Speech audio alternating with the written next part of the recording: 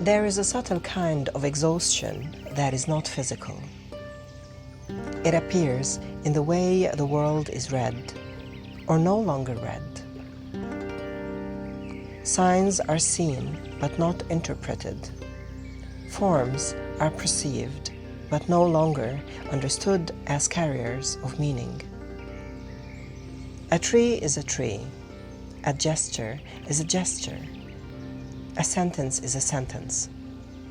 Nothing points beyond itself anymore. This is a new condition of perception, not confusion in the traditional sense, but a thinning of symbolic depth. We still see the world, yet we no longer sense its layered structure. There was a time when reality was experienced as correspondence between visible and invisible, between outer form and inner meaning, between event and message. Now this correspondence has weakened, and what remains is surface continuity, information without resonance, clarity without depth, presence without symbolic weight. Even language begins to flatten under this condition. Words circulate quickly, but they no longer accumulate meaning through silence. They are consumed before they can deepen. We often call this clarity, but it may be something else. Perhaps a quiet loss of symbolic literacy.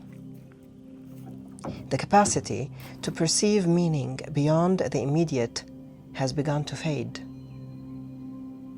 Not because the world has become simpler, but because perception has narrowed to what is immediately usable. And so life becomes increasingly literal, increasingly functional, increasingly stripped of its reflective dimension. Yet something in the human being still searches for depth, still searches for correspondence, still searches for a world that speaks beyond its surface.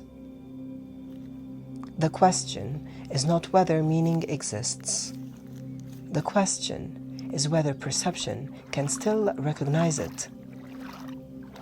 And what is unfolding is not an idea, but a shift in the very way reality is being read, quiet, gradual, and already underway.